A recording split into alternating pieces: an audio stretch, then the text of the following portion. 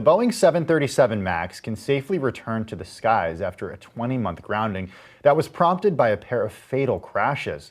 Now, that's the longest grounding of any jetliner in U.S. history, and the FAA says the MAX is it's Boeing's best-selling 737 model. It can actually resume flights following a number of fixes and renewed pilot training. With me now on the phone is Bloomberg Opinion's Brooke Sutherland, who has a new column out this morning. It's called "Boeing's MAX is Back. Are you ready to board?" So answer your own question, Brooke. Are people ready to board the 737 MAX?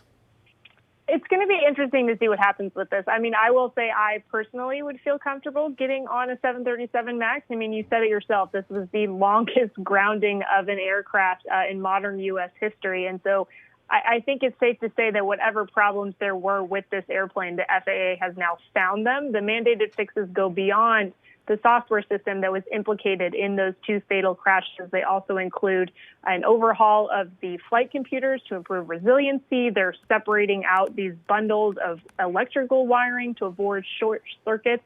And so, they did a very thorough job here. And you also have to remember that the FAA's reputation is on the line. They were the last of the major regulators in the world to ground the MAX. The agency has gotten a lot of scrutiny over the past year and a half about its relationship with the companies that it oversees. And so, look, they had every incentive to finally get this right this time.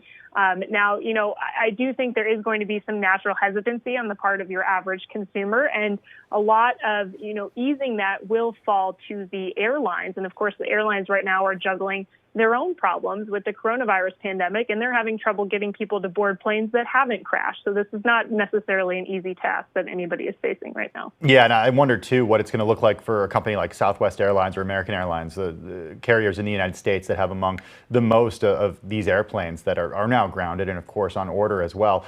You do note that there could be an opportunity for customers to actually take an American Airlines flight toward the end of the year. What do you expect the messaging to be around what airlines will say about these planes, because they have gotten so much attention with regard to safety? Right. So that is the plan. So American Airlines has said it is intending to fly a MAX on a Miami to New York route beginning December 29th.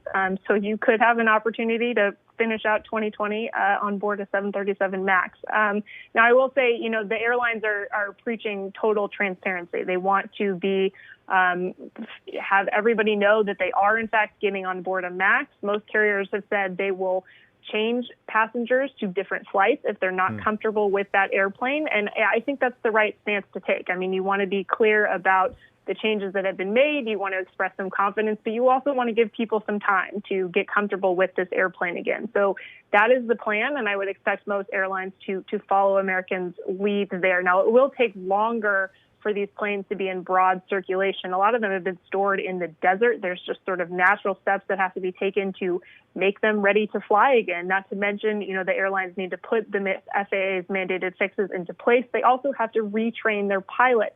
One of the biggest changes is that pilots will be required to go through flight simulator training before they fly the MAX again. Now, this had been sort of the key sales pitch for the MAX. Airlines did not have to pay for that additional training because Boeing had argued it was so similar to previous models of the 737. Now, that premise has obviously been turned on its head, and that training process is not only expensive, but it does take a while. So that's why Southwest is saying do not expect to see these planes back into service until the second quarter of 2021. Yeah, and as you note, it certainly seems to change the value proposition of the 737 MAX, which of course was supposed to be a very efficient in terms of cost airplane for these airlines to buy and operate. I wonder about these quarter of these 450 MAX jets that are in storage that have essentially been put on hold by the airlines. This was the best-selling jet in Boeing's history, but a lot has changed over the last 20 months. What happens to these these hundreds of jets? A lot has definitely changed. Of course, this plane is re-entering service at a time when we are dealing with a global pandemic. And it's funny, when the plane was first grounded, airlines were frustrated because they wanted to take delivery of these planes. They needed the capacity because demand for air travel was so significant. And now, obviously, we're dealing with very much the reverse situation. So those 450 planes you mentioned, those are planes that Boeing has built during the grounding, but that they were not allowed to deliver because of the FAA's ban on commercial flights.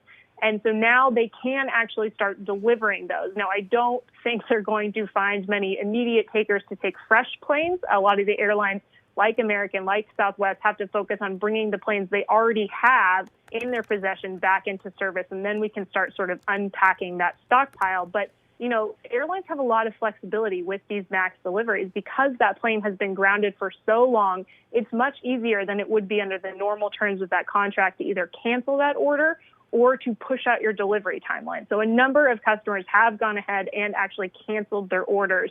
There are about 1,000 planes that have been pulled from Boeing's backlog this year, either because they were canceled or because the buyer's finances are considered so strained that it's unlikely that the orders will be filled. So, you know, a number of these have been yanked already, and it'll be interesting to see what happens with that delivery timeline once these planes are actually able to be handed over to buyers. But I would not expect that to be unwound quickly. And I think, you know, you're probably looking at a multi-year process. And what that means for Boeing financially is it's a big hit to cash flow. I mean, this is how they make their money, is when they actually hand over these planes to customers. And so right now, the expectation is Boeing won't get back to positive free cash flow until 2022. Wow. Well, it's a big day for Boeing, a big day for airlines, but both certainly have their work cut out for them ahead. Bloomberg Opinions, Brooke Sutherland, thanks so much for your time. It's great to have you on Quick Take this morning. Well,